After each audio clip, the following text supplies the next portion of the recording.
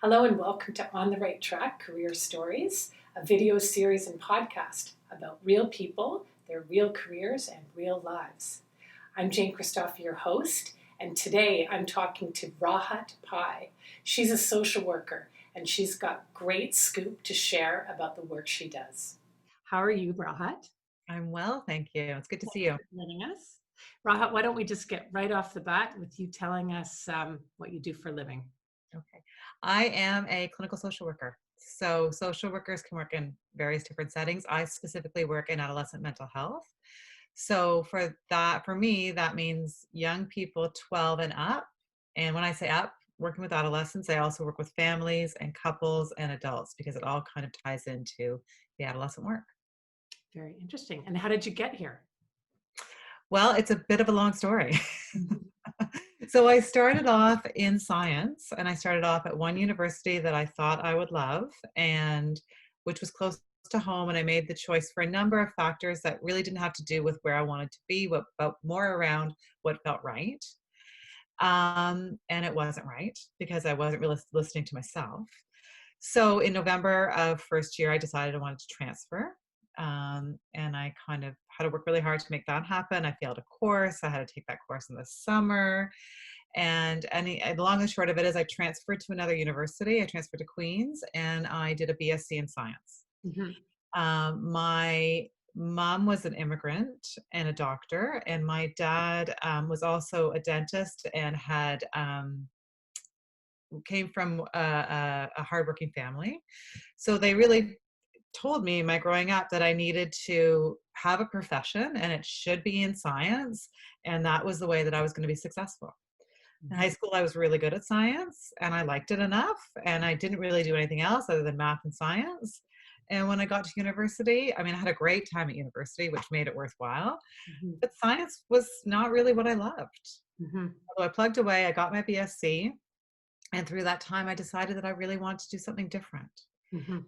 So I went back and did another degree at Queen's in philosophy to build on my writing skills, which were awful because I had not done any of that, and applied several times, I'll tell you, to the School of Social Work before I was accepted. Mhm. Um, and did really well in social work, and here I am now. Okay, so what made you think social work was a direction for you?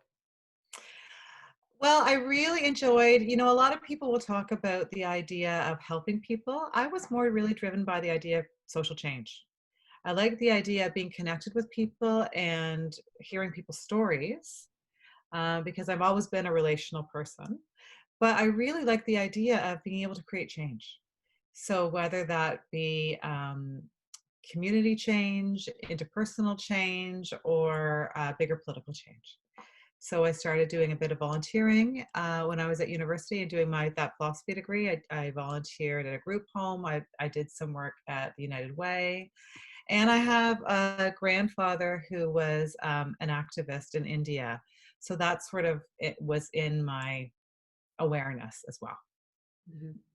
Okay, can you tell us a little bit more about when you decided or realized that you didn't like science? Because you did well in it in high school, then you took your BSc.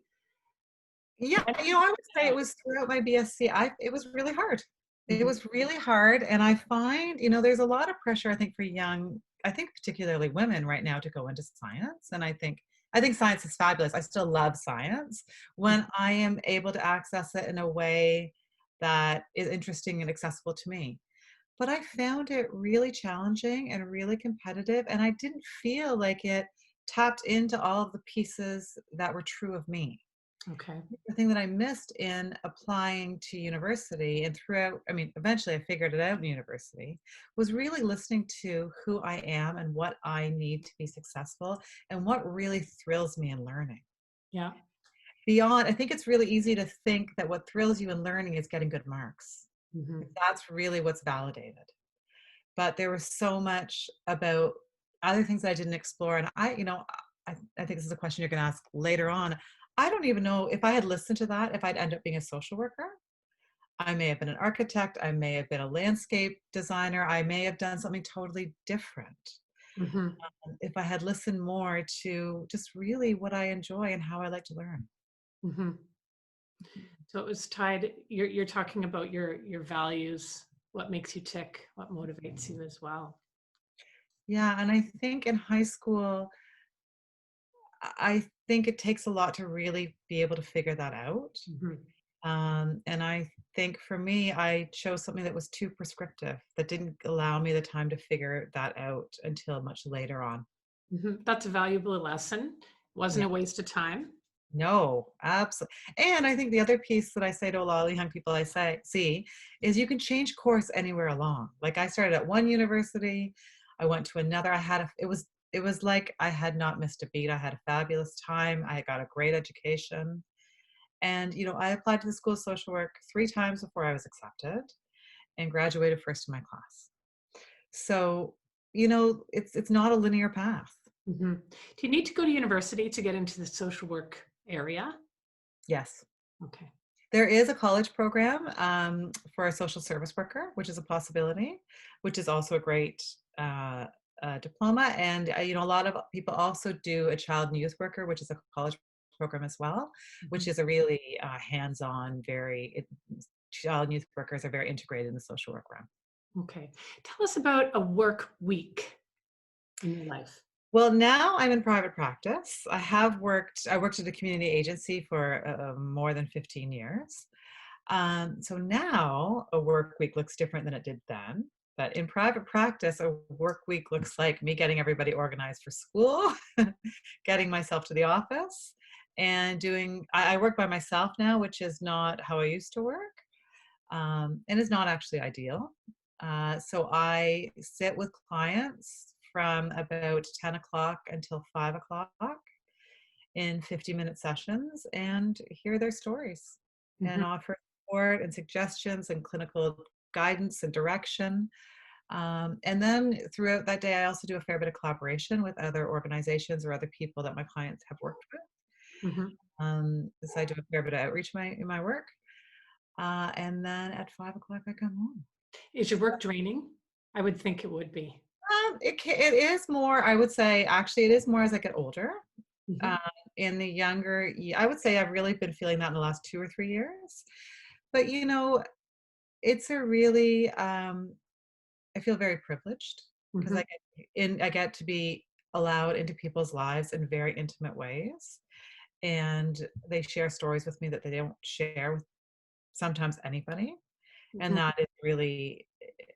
that's really fulfilling. Mhm.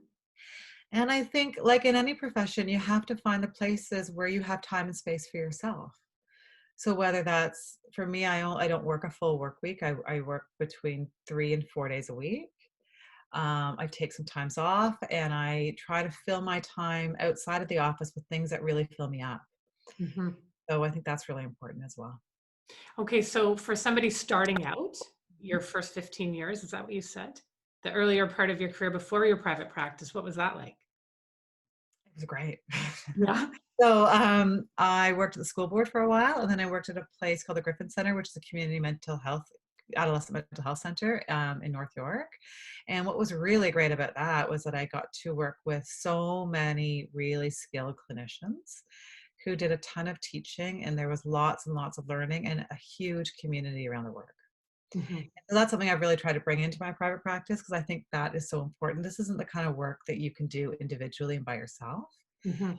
I see a lot of young people who say things to me like, "Oh, I want to be a clinician. I want to go into private practice." Well, I don't really know how you do that well. I mean, I think there's probably lots of people who have done it well. I don't know how you would do that well Mhm. because if I had jumped into private practice any earlier than I did, I wouldn't be as good of a clinician as I am now. Mhm.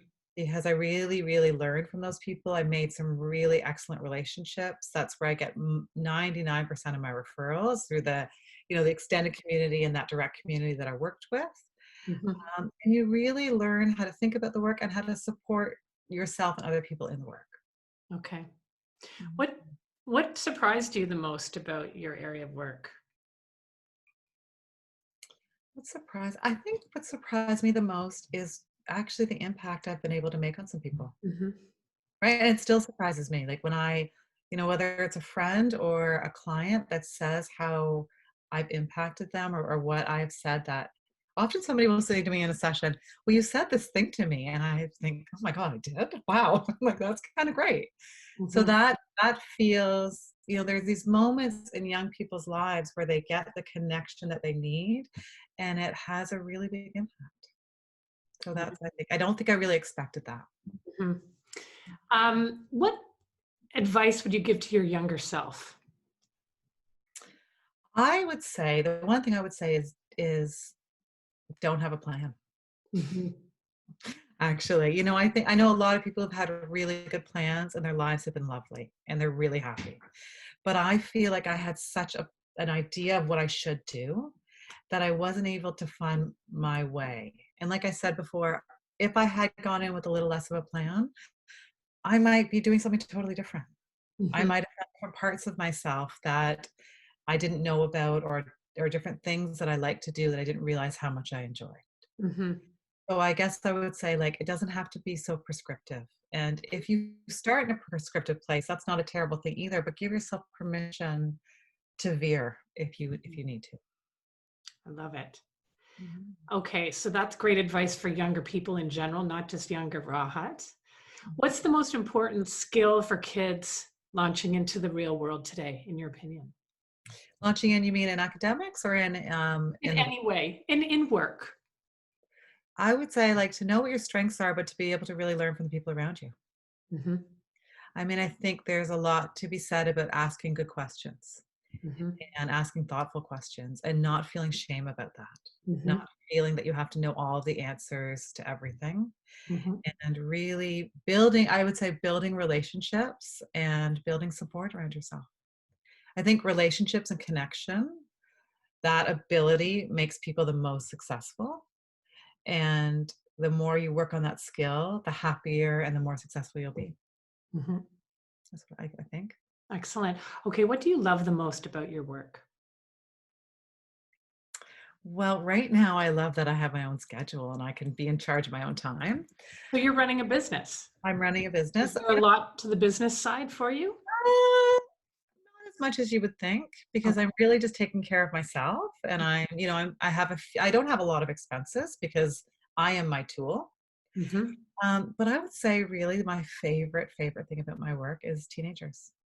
I just love teenagers. I I do love being too. with them. I love how they live. I find them so interesting and smart and fun Yeah. and really cool. Like Well, that's why you're good at what you do because they trust you and they relate to you, I'm sure. yeah, I can it feel it. certainly it is my favorite part. Wonderful. Okay, so one last question, Rahat. If you weren't in social work, Mhm. what would you prefer to be doing? Well, this is the question, right? Because I often think about that. I often think about reinventing myself. I don't know. I would be doing something creative. And I think social work is I mean, when I sit with somebody, it's so creative. You're always thinking about different ways something could go. Um, yeah, I don't know if I would be an architect, would be a Mhm. dream of mine. Owning a knitting shop would be a dream of mine. Um, I don't know, like, there's so many options, right? Um, Being at home more would be a dream of mine. Mhm. Uh, I guess, like, I feel like there's so many possibilities, Mhm. right? Sometimes I even think, like, I could be a consultant, I could be a banker, I could be in advertising. I don't feel like I have one specific thing I'd wanna do. Great answer. Yeah, This has been a really wonderful conversation. Thank you so much for your time it is. and all of the great insights you've shared for our viewers. So, really nice to talk to you today, Rahat. Take care. Take care. Thank you for joining us today. If you liked what you saw, give us a like, and even better, subscribe. Hope to see you soon.